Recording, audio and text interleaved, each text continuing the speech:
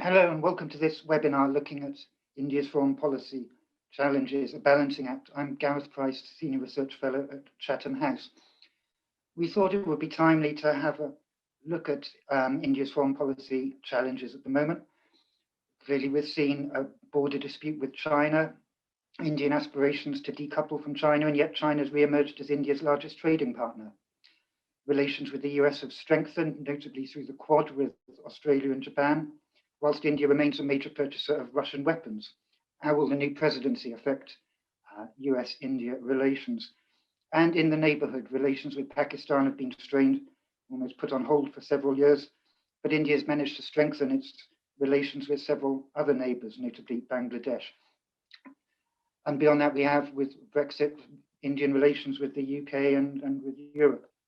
So many facets of India's foreign policy for our speakers to explore, and we have four esteemed speakers to do so. First, Ambassador Kanwal Sibal, who has 41 years of diplomatic experience, having served as India's Foreign Secretary between 2001 and 2002, as well as Ambassador to Turkey, Egypt, France, and Russia. From 2008 to 2010, he was on India's National Security Advisory Board, and he's currently a board member of the East-West Institute in New York, an executive council member of the Vivekanand Foundation in New Delhi, and an advisor to the US-India Strategic Partnership Forum. Following Ambassador Sibal, Catherine Hadder was a senior career diplomat who most recently served as US Consul General in Hyderabad in India, where she was the most senior US official in a region covering 3 states with a population of 130 million people. She currently serves on the board of the Institute of Advanced Studies in Complex Choices based in Hyderabad, intending to promote better informed decision-making in government and private sector organizations in India and internationally. We have Rwitwika Bhattacharya, the Chief Executive Officer at the Swantini Initiative, a non-profit that delivers development solutions to government officials in India.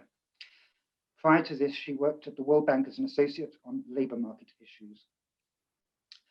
And we have the Right Honourable Sir Vincent Cable, formerly Secretary of State for Business Innovation and Skills and President of the Board of Trade between 2010 and 2015. He led the Liberal Democratic Party in the UK between 2017 and 2019. Earlier, he was Chief Economist at Shell International, as well as the head of the Economics Programme at Chatham House. He's currently Professor in Practice at the Institute of Global Affairs at the London School of Economics. By way of housekeeping, this event is being held on the record and is being recorded for later publication on the Chatham House website. Our speakers will speak for around 10 minutes each, leaving time for questions and answers. So please do submit questions throughout the event using the Q&A function. You'll also have the chance to like questions that have been submitted. And in the event that we have a lot of questions, and we certainly have a lot of participants, that will help get the popular questions. We'll make sure that they can be asked. Before I turn to Ambassador Sibal, this webinar is being held in partnership with the Indian Partnership Forum, a non-profit think tank focused on issues related to UK-Indian professionals and businesses and UK-India bilateral cooperation. So before turning to Ambassador Sibal, let me turn to the president of the forum, Mohan for some welcoming remarks. Thank you, Gareth. And it's a pleasure to partner with Chatham House in organizing this event. And as Gareth said, we are a non-profit think tank focused on India-UK relations. While extending my welcome to all speakers and delegates, I would urge you to please visit our website, ipforum.net, sign for the newsletter, and attend our events. As Gareth said, India's foreign policy has always been a balancing act since its independence. While first 50 years were driven by the policy of non-alignment, the recent years have seen policy choices based on economic interests of India, which is likely to continue as India emerges as the third largest global economic power. These include India's increasing relations in Asia, in Africa, in Europe, or other parts of the world. And UK and India are likely to have a strong economic and strategic partnership. In spite of many high-level meetings, relations between India and China have not seen much improvement and, in fact, have deteriorated recently. China's rise has brought two largest democracies, India and USA, together. Will this continue? Remains to be seen as China emerges as the world's largest economic power. I look forward to hearing from the experts and the discussions following the presentation. Thank you for your attention. Over to Chairman Gareth. Thank you, Mohan. And without further ado, please, Ambassador Sibal. Well, thank you very much. I have only 10 minutes. Normally when I speak, I take about an hour. Let me see if I can compress my thoughts in 10 minutes. Now, India's foreign policy challenges a balancing act. India's foreign policy challenges, to my mind, they can be quickly enumerated as trying to find India's due place in the international community, which requires a reform of the international institutions, especially the United Nations. In other words, have greater say in global governance, which is important at a time when global governance is being subjected to a lot of pressures.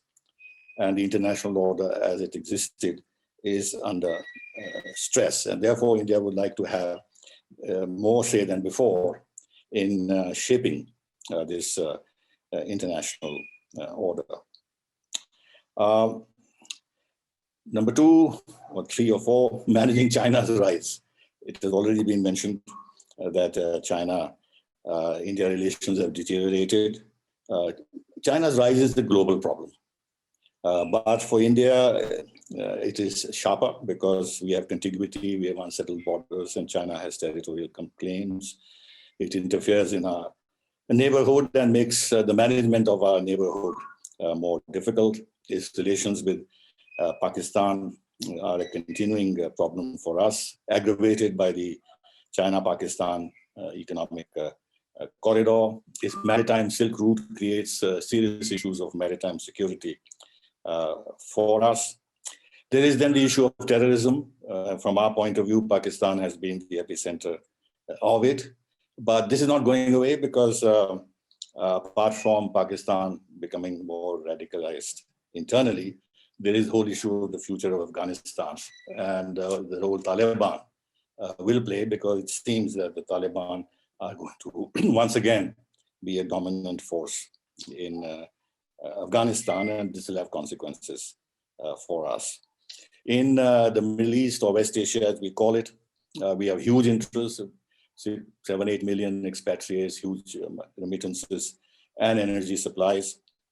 There is this conflict between Saudi Arabia and Iran, the Sunni Shia conflict.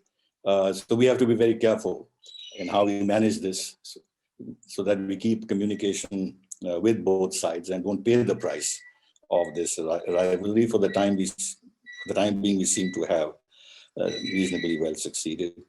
Then there is the whole issue of pursuing our Act East policy, because there is great scope for expansion there.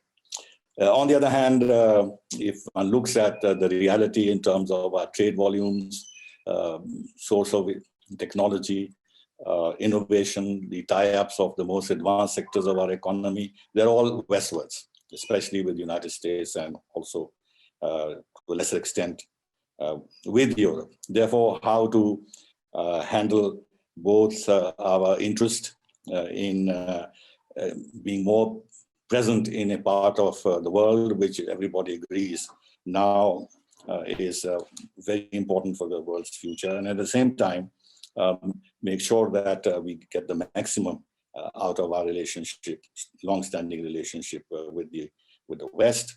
Deepening of ties with Africa has always been an important element in our foreign policy. Now we are meeting more challenges from China, for example. India-US ties I think our most important relationship today is with the United States. So what we have to do is to try and maximize the potential of these ties in every direction. And at the same time, our oldest relationship in strategic terms is with Russia.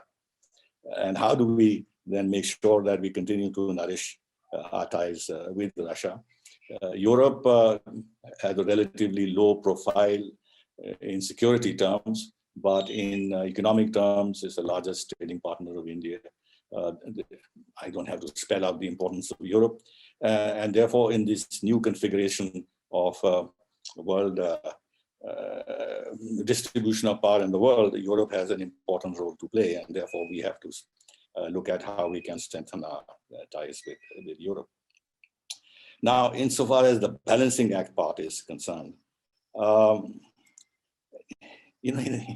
foreign policies are a balancing act, because the objective of all countries is to create optimal conditions for peace, security, development, trade. And in a globalized world, this balancing has become all the more necessary. And in this interconnected world, we need a new equilibrium. Now, as was said by Mr. Kaul, India has pursued a balancing strategy, if you like, since independence. During the Cold War, we navigated between the two blocks and kept a certain amount of balance in our relations with the two. And the premise was that we should not get caught in the rivalries of others and be in a position to be friendly with everyone, so that we could benefit from that friendship, from the multi-directional friendship, if you like. And an important part of this was that India will not enter into any military alliances. And that basic thinking and approach continues. Today, India, for example, wants to maintain its strategic autonomy. Some people misconstrue it as the bug of non-alignment that hasn't disappeared from the Indian mindset, but that's not quite true. Strategic autonomy simply means that we have strategic relations with a whole lot of countries, but we are not tied to the strategies of individual countries in terms of the advancement of their interests. So wherever there is a balance of interests and both sides can mutually benefit, yes, we will have strategic understandings and ties with those countries. That's why we have a strategic relationship with them. God knows how many countries, I've lost track of it, maybe over 30. Now, the Cold War being over, there's no pressure to take sides on any ideological basis. There are more options, and as was said by Mr. Kaul, the economics, the weight of advancing our economic interests has begun to play a much larger role in our thinking. Now, as part of this balancing act during the period of US unilateralism after the end of the Cold War, not only India, but even France, Mr. Védrine talked about hyperpuissance and all that. There was concern even in Europe about some of the aspects of US unilateralism. And that's the time when the Russia-India-China dialogue, the BRICS, and I was involved in some of this as ambassador to Russia, took shape.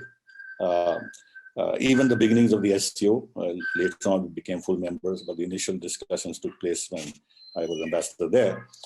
So this is part of that global scene at that point in time. And this was a way also to nourish our ties with Russia at the bilateral level, which were important and remain important.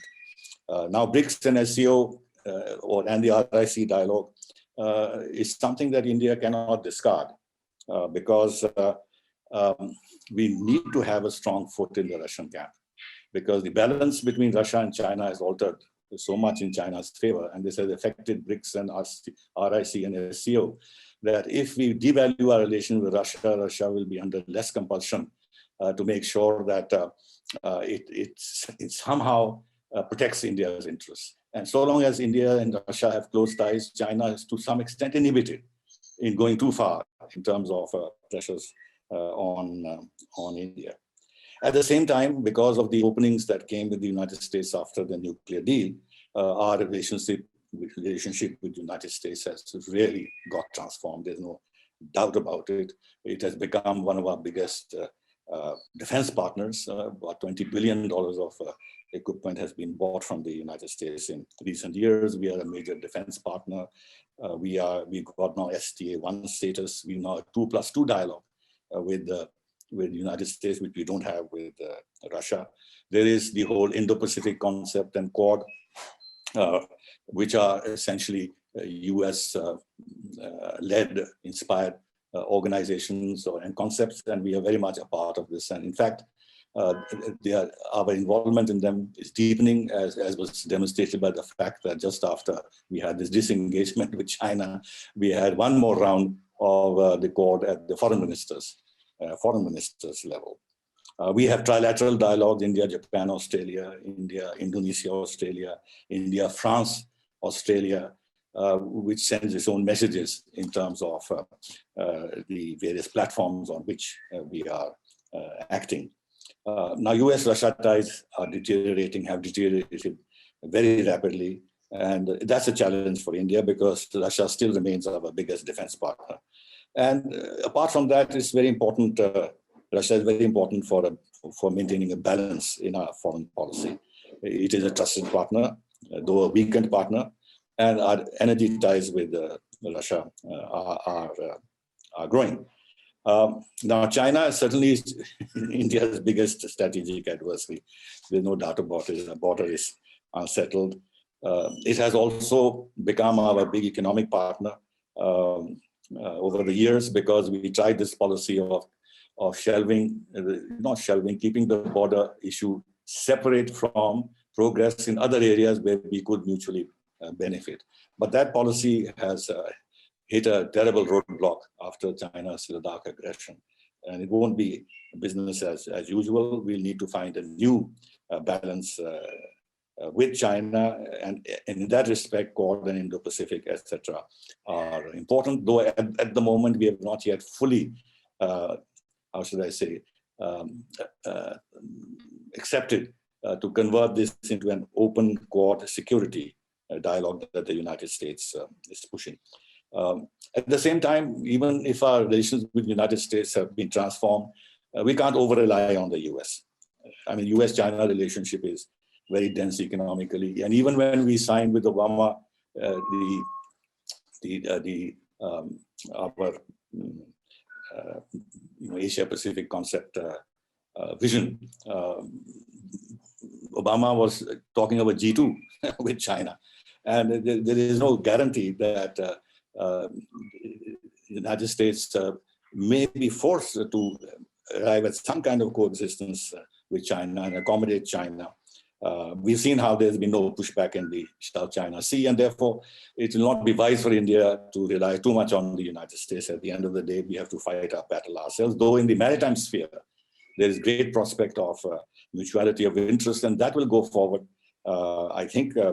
But on the land issues, I don't think we can rely on the United States at all, apart from the fact that they may support us with some equipment and intelligence, information, etc. So US's Afghan policy is a problem for us because they brought Pakistan back into the game.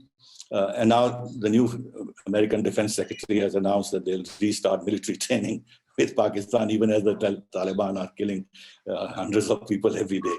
So we have to take all this into account about how we handle the United States. They have imposed a serious cost on us on our Iran policy. And Iran is very important for us strategically, but we've had to yield to American pressure on this. Now, last thing is that I hear a lot of my friends in such conversations saying that, India is sitting on the fence.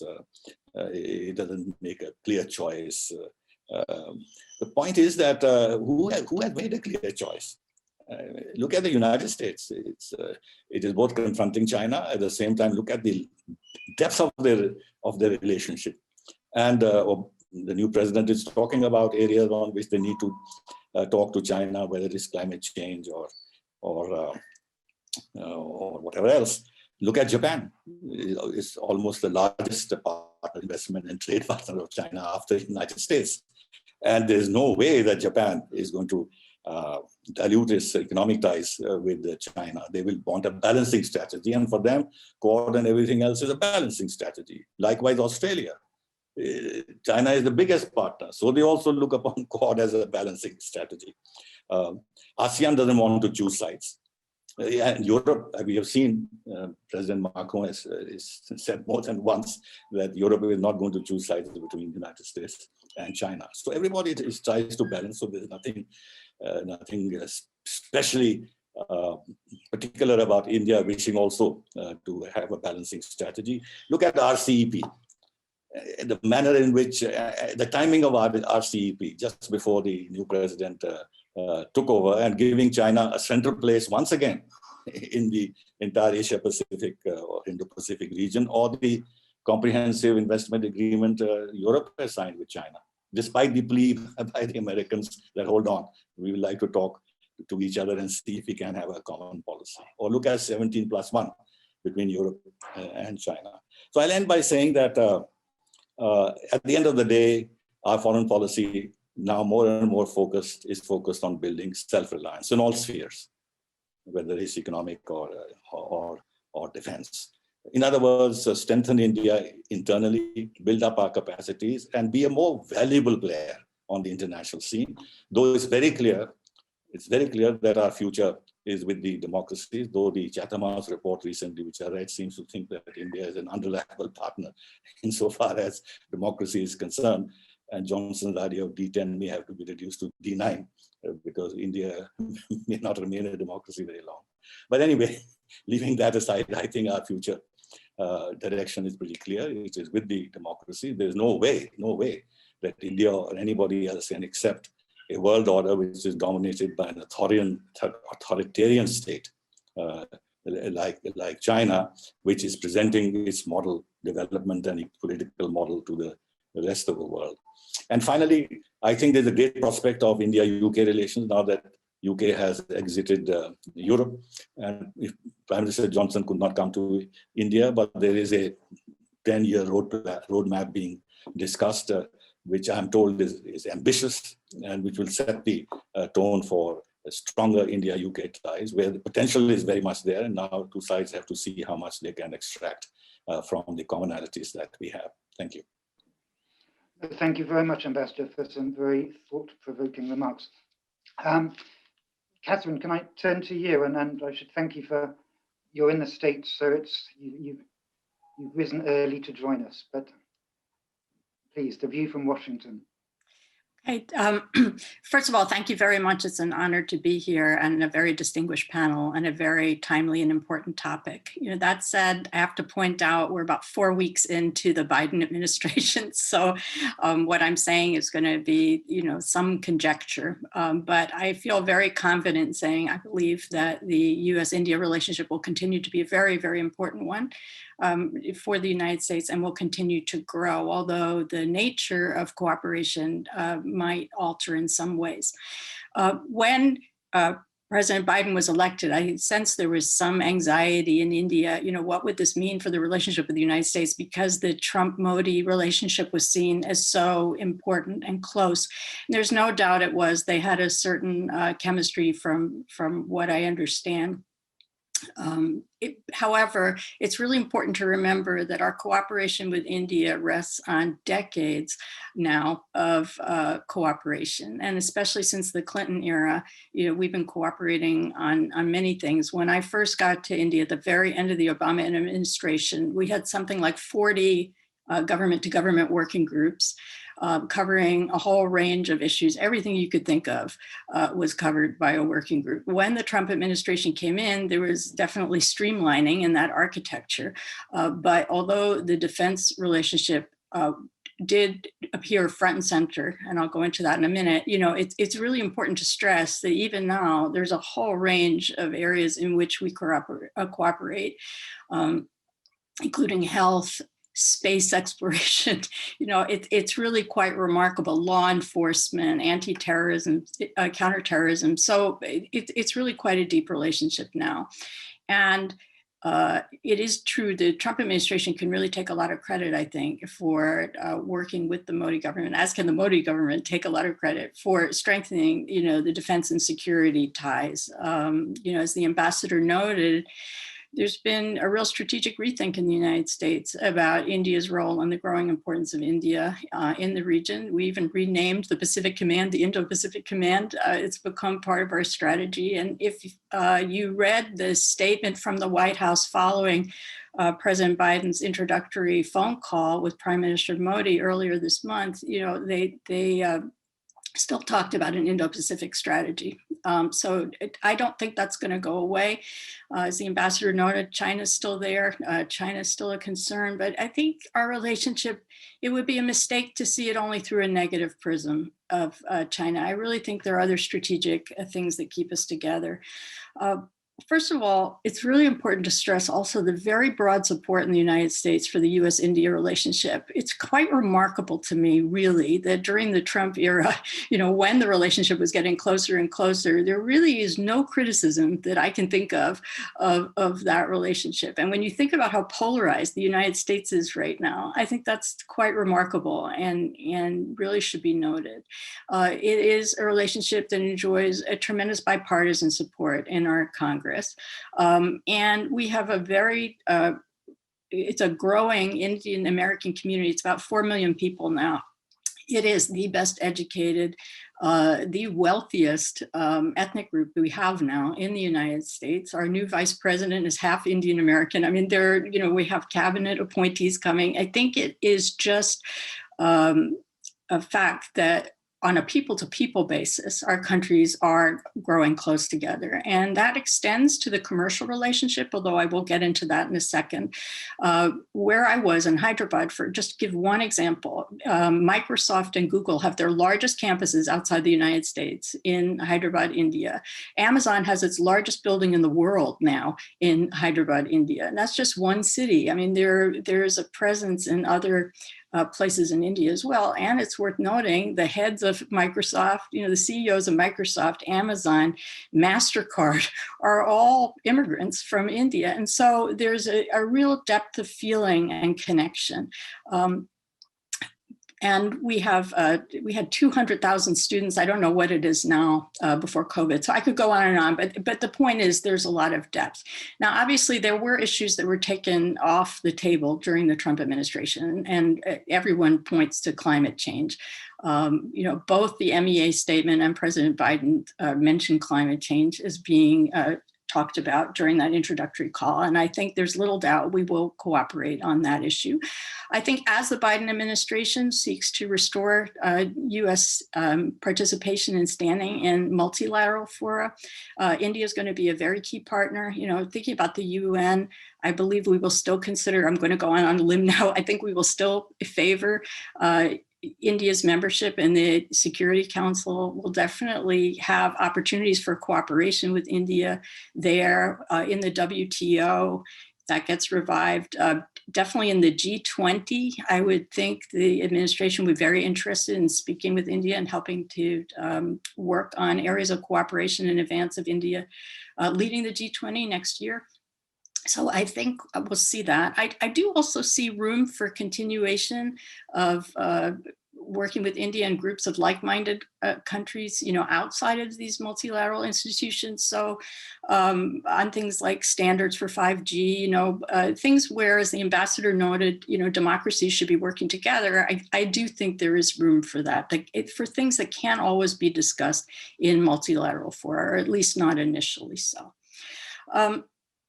So I think the one area of disappointment so far that many people have is on the trade and investment relationship. It's actually grown quite substantially. Our two-way trade now is, I think, 146 billion. That was the most recent statistic I could find, which was up a lot from, I think it was 60 billion 10 years earlier, but it's still not near the aspirational goal of 500 billion that President Obama and Prime Minister Modi had said, although I would note they never set a target for that. But it will take a long time to get there. If we want a level of ambition, it's hard for me to see what will give us that level of ambition, at least in the short run. We're in a post-pandemic, we will be in a post-pandemic era where both countries will have economic challenges. Both countries, the ambassador mentioned, a self-reliant India. There's also a call in the United States to increase manufacturing and really focus on the US economy. So I think there's going to be some tendency to look inward. We have a number of outstanding economic disagreements that even that close Trump-Modi relationship couldn't resolve, even on the eve of a presidential visit, which, as the ambassador will tell you, is the best time to get a deal. Couldn't be done. You know, we still have disagreements on things like data privacy and our treatment of e-commerce. You know, we still have a hold on India's generalized system of preferences. Those are preferential tariffs. We still have each side put in tariffs that the other side doesn't like. So it's going to be hard, as long as we're focused on trade balances, to get around that. And what I would hope would happen would be a kind of more strategic look at the economic relationship the way we have on security. I know I'm running out of time, so I just want to note some other sort of pitfalls, notably CAATSA sanctions, you know, because India will take possession of a Russian anti-missile system later this year. That is going to trigger a review in the United States. The law was amended so that there is a waiver process. I think there are arguments on both sides whether or not India will get a waiver, and I don't know what's going to happen there. So I guess if I had to sum up, I would say that things look good. I think in the areas we're already cooperating in, we'll continue to cooperate. We may not have that same level of ambition, but we'll see incremental progress, hopefully, on the economic side as well. And I really would hope that any shared interests we have will carry us through any disagreements that we have, and that both sides will continue to see this relationship as important as it really should be. Thank you. Thank you, Catherine. Yeah, lots to think about. Let's turn to Rwitwika, please. Great, thank you, Gareth. Thank you so much for having me here today. It's really an interesting panel, just getting so many different perspectives. As someone who works, with the Indian government quite a bit, I'm hoping that I can kind of represent or actually speak a little bit about the kind of internal voices which are happening. And so the one thing that I think with foreign policy, which is there, is that a lot of the policies which are coming out of India are actually rooted in domestic response. And I think the ambassador mentioned this, Mr. Kaul mentioned this, is that what you're seeing is not necessarily a sense of strategic alignment, so to speak, but much more so of the demands and the requirements which are coming in within the domestic policy, and essentially the international policy is kind of being fueled by that. What I mean by that is, if you look at last 30 years, and the reason I say 30 years, I'm thinking post-liberalization India, is there has been this huge focus on the economy and growing the economy and having a very young aspirational kind of demography, have jobs and have that economic growth. And so what you see, whether it's a shift from alignment with China or whether it's close ties to the US, it's essentially fueled and rooted in that thinking of, what are the economic benefits? How do we grow from this process? How does India become bigger, stronger, more advantageous? And one of the things that I wanted to actually start out was like a little story with, which is a joy in my job, is that I get to go to really remote parts of India. And I think a few months ago, I was in Chatham, in this like very remote village where what I would qualify to be a hotel was where I was checked in. And I remember I was falling asleep and I heard in the background the theme song of the TV show Friends. And I was thinking to myself, am I dreaming? Am I homesick? What is happening? And I remember going up to the reception, just wondering what was happening. And I noticed that a bunch of young men and women were actually watching the TV show Friends. And I was curious to know, why are you watching this? And they kept saying, New York City is cool. And so you start to kind of see that in a remote village in Jharkhand, there's that aspiration of wanting to kind of emulate that lifestyle. And that's what the constituent of India is right now kind of hoping for, is stronger, better economic opportunities, the capacity to grow. Again, that's not overwhelmingly the most strong piece, but it's certainly up there. And what you see in foreign policy, what you see with the current leadership, is essentially pushing for that. And it's not just about stronger economic value, it's also about, in the last, I'd say, 10, 20 years, there's a very strong sense of pride in being a global leader. And so what you see within India is also this push in foreign policy of saying, you know, how do we become that global leader? And there are three kind of distinct things, if you notice in the last 5, 10 years, which again, the current leadership, the Modi government has done really well, has been that, you know, the first thing that if you notice in terms of foreign policy and what the realignment is happening, in 2014, the government created a Ministry of Development of Northeast Affairs. And this was not a coincidence, right? Creating a whole department that is dedicated to states in the Northeast essentially indicated the fact that the government was serious about how it wanted to strengthen its presence, especially keeping in view that China was across the border. And so it wasn't just about like having a department, it was about creating the infrastructure in the Northeast, it was creating economic opportunities, having a ministry, having dedicated resources, and bringing it to the forefront. So that was something which, you know, seems like a domestic policy move, but actually had a lot of implication on international policy. The second, I think the ambassador mentioned, Mr. Kaul mentioned, was it has been the whole Make in India movement, the defense policies which are there, the fact that India is now really pushing to go ahead and say we're going to create our own defense systems. Not just that, if you go a layer deeper, you essentially understand that, you know, it's also about creating jobs within the country, and it's also about creating economic opportunities within the country. And so you do have things like mudra schemes, you have the government really pushing out a lot of small loans through banks, trying to strengthen their rural livelihood missions. And what that essentially keeps pointing towards is that same indication that the constituent wants to have those economic opportunities. And what you see is as a kind of output of that is how does India align itself to countries and to nations which would help build that capacity. And then the third thing, which again happened in 2014, along with the Ministry of Northeast Affairs, was you had the Ministry of Environment and Forest add climate change to it. And so that kind of indicated also leanings towards how India was thinking. And it was very much, and it continues to be very much in alignment with a lot of how Western democracies are thinking, is addressing that issue of climate change. And, you know, since then, you know, COP21, Prime Minister Modi went in and had those conversations with other countries. And you know, since then has invested quite a bit on issues of climate change. So what you're increasingly kind of seeing is this shift, not only necessarily prompted by what's happening globally, but also by the internal demands which are there within the country.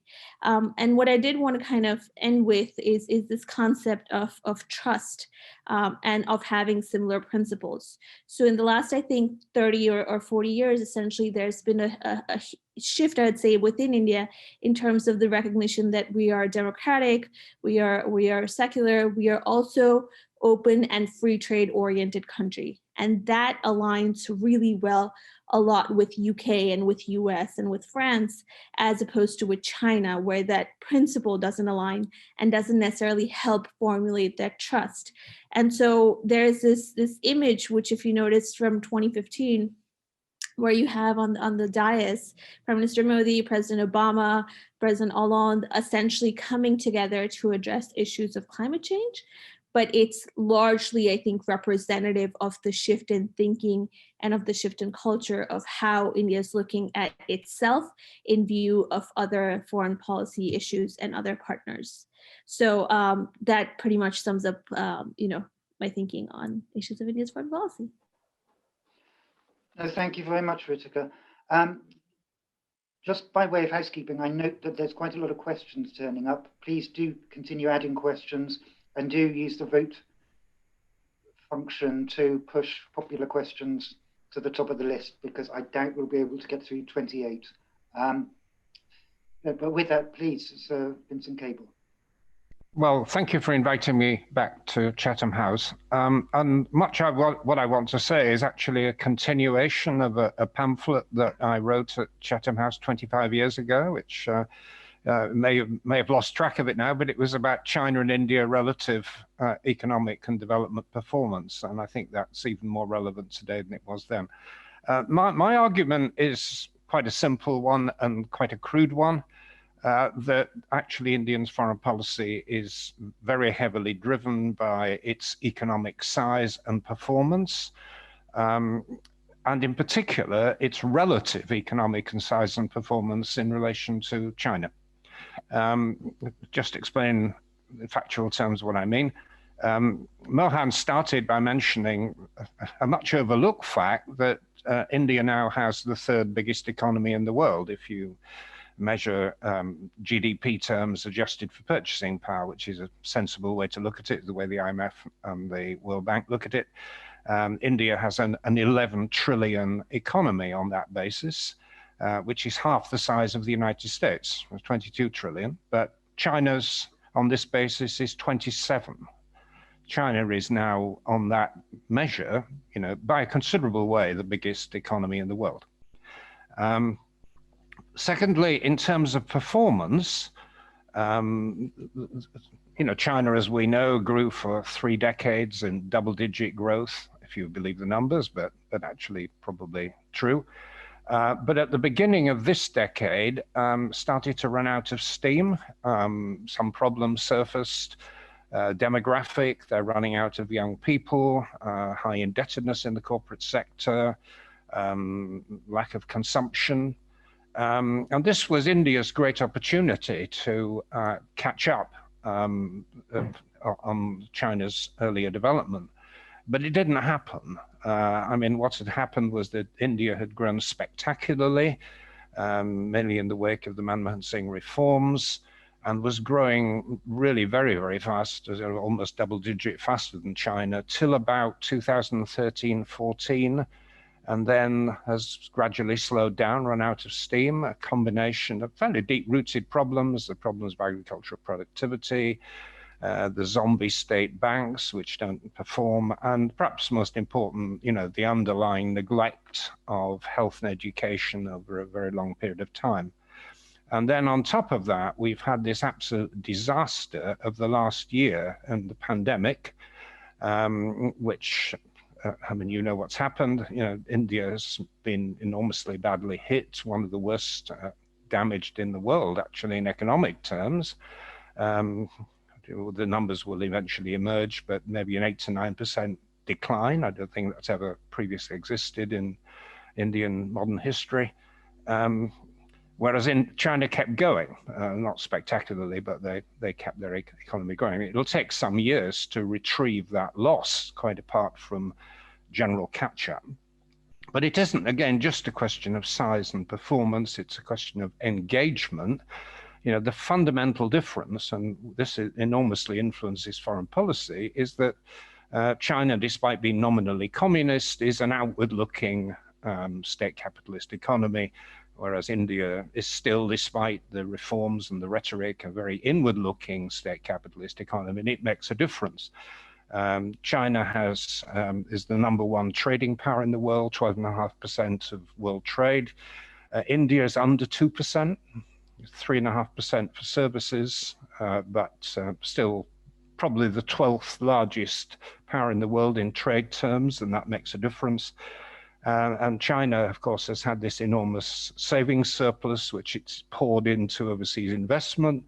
The Belt and Road Initiative, which has established investment projects all around the world, and particularly actually in the subcontinent, which is important. And so you've got this phenomenon where China dominates its neighborhood, and even unfriendly countries like Japan locked into supply chain networks, the ASEAN countries similarly. Whereas what is very striking is how little impact India, despite its size and competence, and how little influence its economy has on South Asia. And I think from that flows, major foreign policy implications. That in terms of the China-India relationship, China really matters to India, as a military threat and increasingly economically. But India is fairly peripheral to China's interest. It's a very asymmetric relationship. If you take Russia, which Ambassador Sibal mentioned, and he was quite right, it's an important special relationship for India. But actually, Russia has been pulled into a very deep alliance type relationship with China, bought significantly by improved connectivity and the fact that the Chinese are now massively investing in upstream gas in Russia. And Russia is being pulled into a relationship which is in which India is no longer the special friend. China is, and for largely economic reasons. And even if we look at the Indian subcontinent, the relationship between China and Pakistan is embedded not just in armaments and nuclear, China's role in all of that, but by the China Economic Corridor. I mean, there are a lot of grumbles about it in Pakistan, the high interest rates, there's a lot of corruption, but it's actually a major feature of their economy and not something that anybody in Pakistan now wants to get away from. It affects the Rajapaksa brothers in Sri Lanka, who are completely in bed with the Chinese. Even a friendly country like Bangladesh, which is current government well disposed to India, its largest arms supplier is China. Its largest investor is China. Myanmar has, of course, long been very tied into the Chinese economy. And if I can make a slightly barbed point, that this affects the extent to which India is taken seriously. There was a little anecdote which I thought was sadly rather revealing, that Mohammed Mahathir, the Prime Minister of Malaysia, was recently asked, would he sign up to this Western critique of so-called genocide in China and condemn them? I mean, a Muslim country, of course, what you'd expect. And he sort of hummed and hawed, and he's quite an independent-minded guy, not particularly sympathetic to China, as far as we know. And he refused to condemn China, but he said, as far as I'm concerned, the situation of the Muslims in Kashmir is worse. So it was sort of gratuitously insulting to India and very deferential to China. And if it's that kind of perception in foreign affairs terms, which is, it was completely untrue, but it's the perception which mattered, and it wasn't sort of helpful, I think, to sort of Indian foreign policy. So what do we do about it? What does India do about it? I'm looking at this very much as a kind of sympathetic outsider who admires a lot of the things that have happened in India. But I think there are two things that have to happen. The first, overwhelmingly, we can't escape this, is about economic performance. And I don't want to go over all the complex issues about the Indian economy. There's one thing that just sticks out like a sore thumb. Last year's World Bank ease of doing business indicators were published. It had China, again, a nominally communist country, at ranked number 22. That was on a par with France and ahead of Italy. And India was 77th. No, it's just so much more difficult to operate a business. So if you're trying to get the economy going seriously on a sustained basis and to attract international investors, it's so blindingly obvious what has to give. But it's not happening, despite a lot of good rhetoric from government. And I think the second point, which the ambassador in particular talked about, and Catherine also, which is about alliances. I think it's clearly helpful that India is now engaging seriously with Japan, but the Japanese are not going to take risks. They're very risk averse in foreign policy terms. And they have been interested in India before, the Suzuki Maruti and so on, but they didn't pursue it very far. They found India just a very difficult place to operate. But the key is the United States. And if I can put in a slightly more provocative way, what I think Catherine was hinting at, which is that, India really ought to be becoming America's best friend. They have two very large, globally important economies, which are being, between them separately, outpaced by the Chinese. So, the obvious thing is to work much more collaboratively. And the green ingredients are there. You've got goodwill at a leadership level. As Catherine said, you've got these companies, leading American companies, investing successfully in India, but it's not a very deep relationship. And you have this viscerally anti-American feelings on the Indian left and amongst right-wing nationalists as well, which is a sort of major political inhibition. But if India can get over that and really embrace the United States, then there is a potential for seriously turning the terms of trade in foreign policy terms. So those are my two slightly provocative conclusions. Thank you. No, thank you. And it's interesting that in many of the comments that have been made, there seems to be a discrepancy in that India's foreign policy is dominated by its economic aspirations, and yet it's on the economics that there's the greatest lack of convergence certainly with Western partners. Let me turn to Ambassador Sibal first before I move on to your questions. One of the points that Sir Vincent made regarding India's lack of influence in South Asia. Now, your opening comment was about India's number one point is to have more global standing. And yet there is a school of thought, including within India, that has said that India's global standing will stem from its regional position and its relationship within South Asia and with its smaller neighbors. So I wonder if you could respond to how you see India's position within its neighborhood at the moment. Actually, I'm of the belief that while it is important and one should make strong efforts to build a strong relationship with neighbors, but it's not critical because all the big countries have huge problems with their neighbors. The United States has huge problems, especially with Latin America, but also with Mexico, even with Canada, there are issues. Look at Russia. Its neighborhood has been destabilized completely. China's only friend in the world is Pakistan. For the rest, they succumb to China, but it's not as if they have strong friendly feelings towards China. So the other thing is that what Sir Vincent mentioned about India's good performance until 2013-14.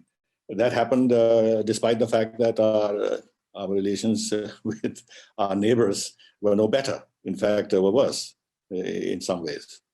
So I think the answer lies within India and our policies and reforms which have been undertaken, but perhaps not vigorously enough over the years. Though I think recently the government has very openly put its eggs in the private sector basket in India to contribute to India's development. So they have, in a sense, taken a visible political decision in favor of the private sector.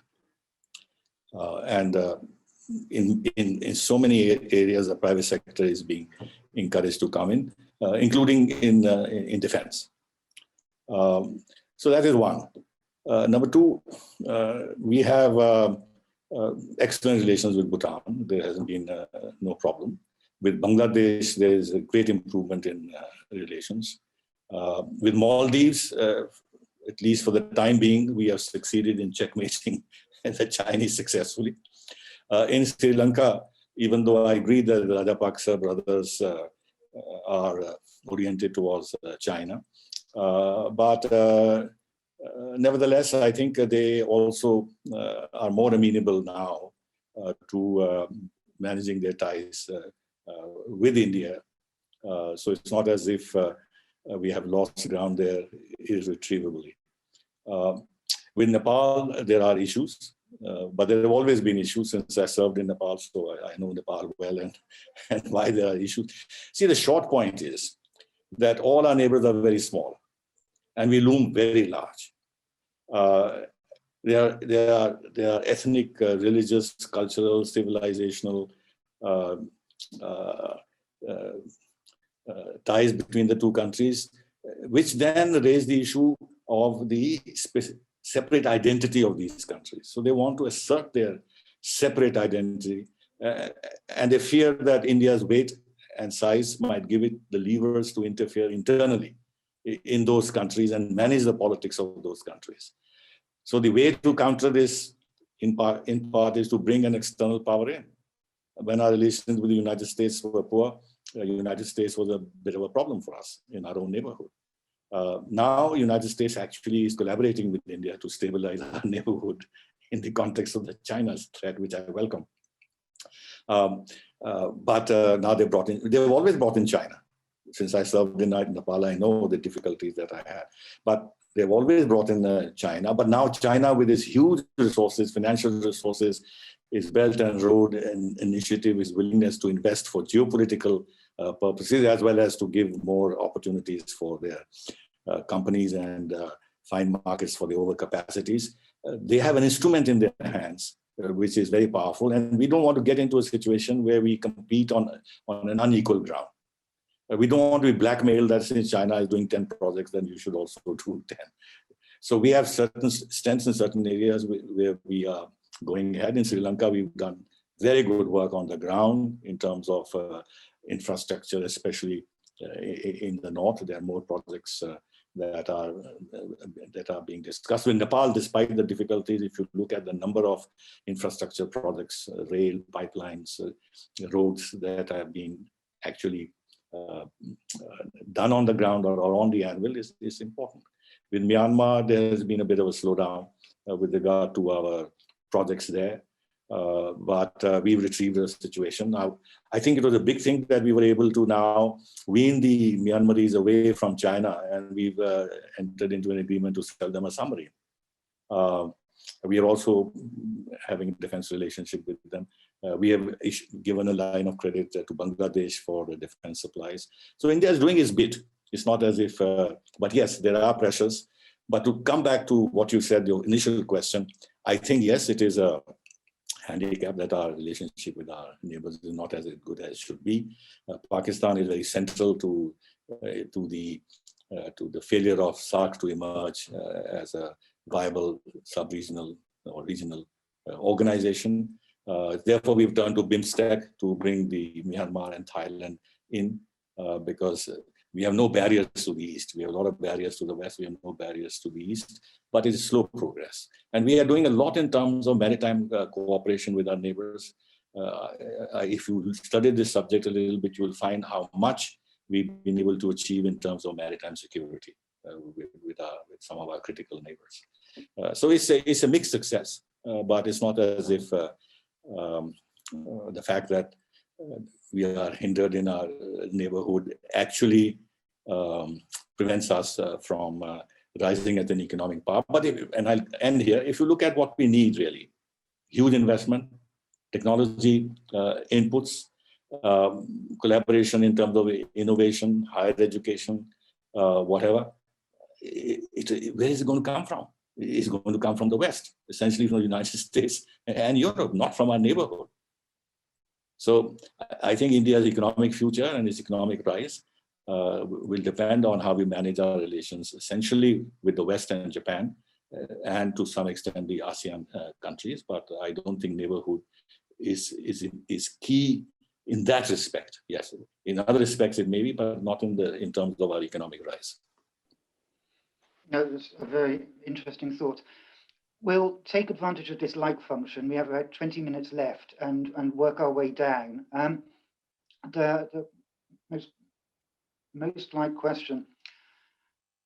In contrast to its official secular stance, will the increasingly pro-Hindu stance of the Modi government undermine India's ability to influence other countries? Maybe if I could turn to Catherine for that, to see how the domestic politics within India is viewed from the United States. Thank you for that. It's a very difficult question, actually. I was on a panel the other day and I got kind of leaped on for suggesting that I do think the Biden administration may raise some of these issues a little more vocally than the previous administration does. I would say this, India is a vibrant democracy. It has press, for example, that I would envy in the United States. I mean, it's incredibly vibrant. So the kinds of concerns that I've heard in the United States about Hindutva is nothing that I haven't heard in India, both in the media and from my friends. And I think we have to recognize that India is going to be in charge of its own future. That being said, I mentioned the tremendous bipartisan support. that India, has had in the United States, including in our Congress, which votes on, appropriations, money that we give to other countries, policies, waivers for countries, that you might see in COTS. All that is very, very important. So I wouldn't want to see that relationship squandered. Part of the bedrock of that relationship is that we do view India, as the largest democracy in the world. We have a special affinity with India for that reason, but also, just thinking back to 9/11, I happened to have been in London at the time. Who was the shining light in terms of religious tolerance at that time? It was India. It was India's good name. And I think it's an early warning system sometimes when we mention things, not because we think we can change India or it's not India's own decision to make, but that it's important to know what friends are saying about you that might impact on your relationship. And it can impact in all sorts of ways, in a case which I would never want to see, but real social instability that will affect the desire of US companies to invest in India, because right now India is seen as a very stable place to invest, and you wouldn't want to see that change. And then just going out a little bit on a limb here too, I would say we've just experienced 4 years in the United States of our good name and our trademarks in a lot of ways being squandered, in my view. We helped create a certain international architecture that for the last 4 years, we tried to dismantle in some ways. And, goodwill is kind of like a currency. And when you misspend the goodwill, it's very hard to earn it back. I think we will, but that's just my view on it. And I'm hoping that won't happen to India. I can attest to the fact it still remains, largely a very multicultural, vibrant place. Rwitwika was talking about the young people. It's a young country, it has a lot of energy. There's just a lot of promise there. And I would hate to see it squandered over something like this. No, thank you. Ambassador, can I turn back to you for a couple of questions? One, you mentioned Africa briefly. Do you view India and China in competition in Africa? We've had a very long-standing policy of defending Africa. It goes back to the time of Mahatma Gandhi and the sentimentalism associated with the fact that Mahatma Gandhi was in South Africa and came to India from there. And then, as you know, over the years, our position in favor of the liberation movements against apartheid and stuff like that. In the past, we have helped many African countries in setting up their military training institutes, for example. We have over the years trained countless number of African bureaucrats in our educational institutions. If you go to Tanzania, it is amazing how many of the people in higher bureaucracy have had education in India. There have been very sizable Indian communities in Africa. They have been depleted a little bit over time, but they are playing a very active economic role in those countries. So there is a very solid network of relationship with Africa. We've had 3 India-Africa summits. In the last summit that was held in 2018, I think, we had 42 heads of state of Africa, heads of government and heads of state who attended the India-Africa forum. We are training a lot of Africans in peacekeeping operations in India. There are so many other requests that come to us, various kinds from the Africans. Now, what we're trying to do is to play to our strengths. Our strengths is in education, in IT, in the pharmaceutical sector, in agriculture, and in MSMEs. So that is where we are focusing a great deal. And the Africans have benefited a great deal in terms of these areas of collaboration with India.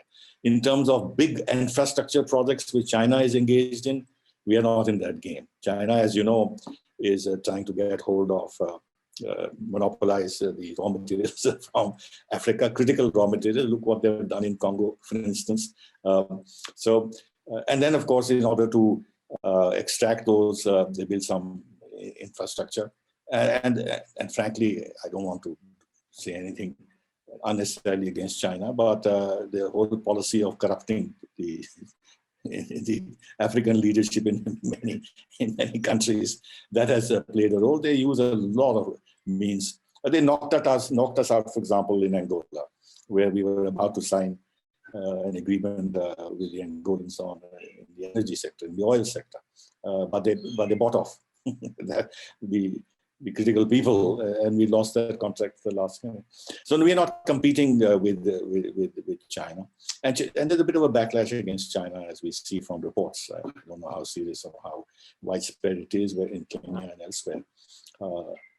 But yes, China. In fact, I would say Europe should worry more about what's happening in Africa, because Europe has a very extensive relationship with Africa, and China directly competing with Europe, and also in terms of values and everything else. This authoritarian business might appeal to many in Africa, and to the extent that Europe has a vocation of spreading democracy and making sure they're representative governments, etc., etc. There's a challenge in terms of how Europe is going to operate in these countries in face of the Chinese challenge. Thank you. Apologies, my screen froze. There was a second question which I couldn't pair onto that one, but my screen is now unfrozen, which is this, and it's someone else saying it.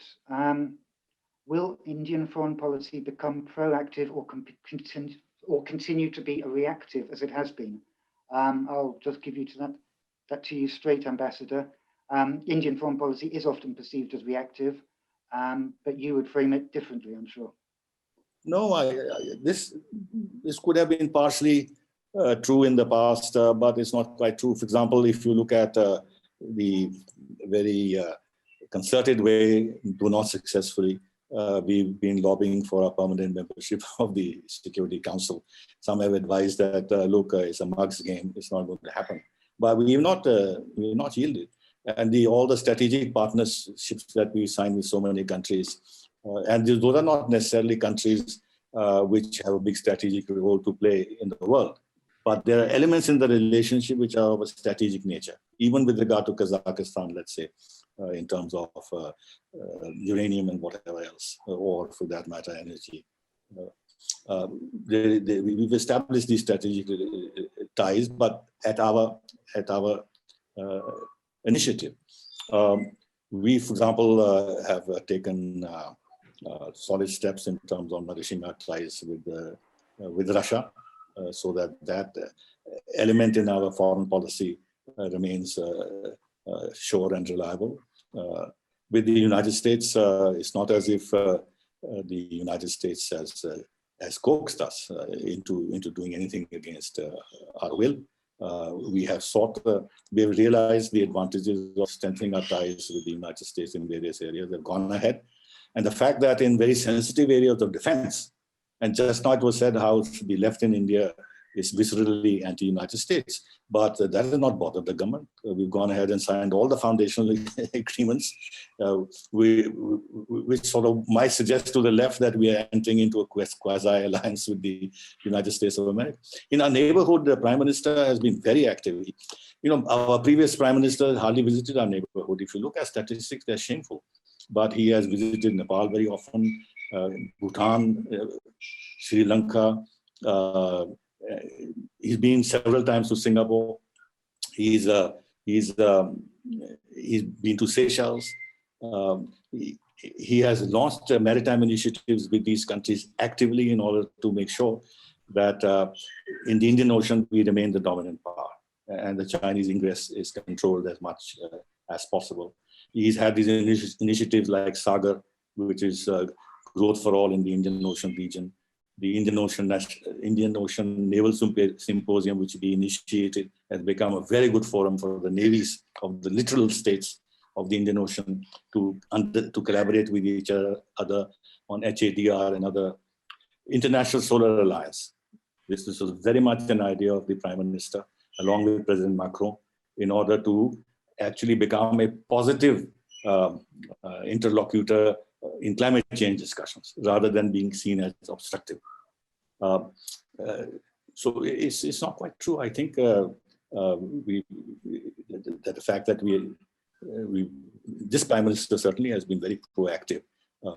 Now, the attention that he went to Fiji, the attention he's paying to the small countries in the Caribbean and elsewhere is part of a larger outlook that India must establish friends, a coterie of friends everywhere in the globe. And the smaller countries can benefit a great deal from certain areas of Indian expertise. So India should be generous. Look at the pharmaceuticals. We have gifted to about 20 countries, despite the fact that our own population is so large. This is part of discharging what he feels is an international responsibility. So I don't think that would be quite true, that we are reactive, only reactive. Okay, thank you. I'm wary of just giving all of these questions back to you, Ambassador, but I mean, for many of them, I do think you're probably the best placed of our panelists. I wonder if you could, I mean, there's a few questions on this, talk about where India will be on climate change. You've mentioned it briefly, and Catherine mentioned it as a source of collaboration between the US and India. What will India's stance be at the COP26 later this year? I think what India would like to demonstrate, and factually so, that perhaps we are amongst a few countries, or maybe the only countries, which will be fulfilling its nationally determined goals, the commitments that we made. We have, there's a lot that has been done in India in terms of energy conservation and generally in terms of even the forest cover in India has increased. But leave that aside, our nationally determined commitments, we will be able to fulfill and announce them. That's one. The other is that accent on the International Solar Alliance. Prime Minister had said that we by 2030, no, earlier than that, 2022, we would have 175 gigawatts of renewable energy. We are going to reach that target even before that. Now he's enlarged that target to 420 gigawatts by 2030. And there is hope that we'll be able to achieve that. Now the problematic issues will be two. One will be this carbon neutral economy by a particular date. China has announced 2060, but I don't believe the Chinese, who's going to call them in 2060 and ask them whether they have fulfilled their targets or not. Europe has said 2050. United States say they will be, in terms of their certain parts of their economy by 2030, they'll be carbon free. There'll be pressure on India, definitely, to announce a target. I think India will be reluctant to do so. I don't want to go into all the arguments that we have, which we feel that they're good arguments, so others may not feel so. And secondly, of course, this whole business about finances. There were certain commitments that were made. Those commitments have not been fulfilled, are not likely to be fulfilled. So the whole question of finding means to shift to climate change policies, climate adaptation, climate whatever, which requires funds and technology, and whether this will be available at reasonable, affordable prices. These two issues will be there, but India will take a positive, proactive stand and underline its commitment to climate change and its willingness to go forward. But the issue of climate justice, as it is called, I don't think we will fail to emphasize that. Would you? Thank you, Ambassador. We're running out of time, so what I might do is just turn to our other three panelists for a quick final comment or reflection from each of them. Maybe Rwitwika? Yes, I'm glad. I was just about to add a little bit more on the climate piece of it. So yes, thank you, Ambassador, for that. I think, states, when it comes to Indian states, what my gut says is they're going to end up taking a very proactive role prior to Glasgow this year. And if you look at a lot of states like Chhattisgarh and Chatham and Gujarat, who've kind of already suggested that they're going to move away from opening up new coal mines, what you will see essentially is that continuation. So on the climate piece of it, if I can just add that as my closing comment, I do think that India is going to end up taking the charge quite a bit, probably in the upcoming months. But you're already starting to see a lot of that movement from the bottom up in terms of the states kind of pushing the central government on those pieces, especially when it comes to technology.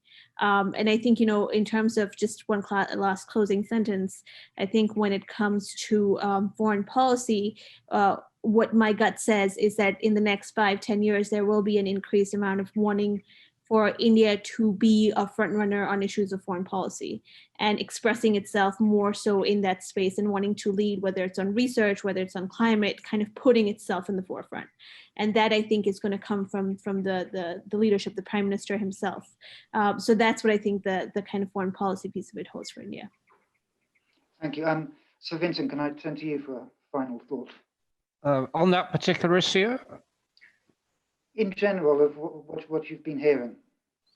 Yes, I mean, on the climate change issue, I mean, India is going to, as the ambassador said, going to come under an enormous amount of pressure because, the Americans with Biden are now very committed. Whether they'll be able to get stuff through Congress is a different matter, but the commitment is there. The Europeans are all charged up. The British are wanting to make a big statement.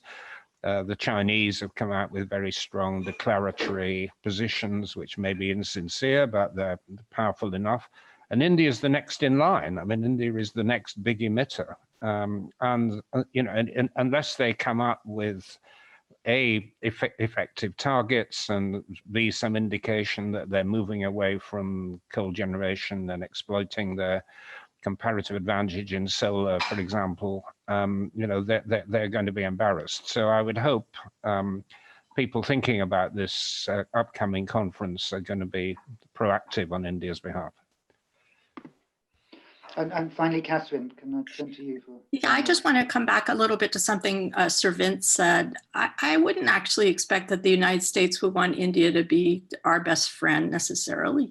Certainly not our mini-me, although mini-me's don't tend to be bigger than the real me, I guess. But I think the point is we can both stand to be a little more ambitious in how we look at some of these issues. And what we have to give a little sympathy to India and what they're trying to do. I was in China in 1988. It took a while for China to be China. Like Amazon, the company, it was kind of not a going concern until suddenly it was.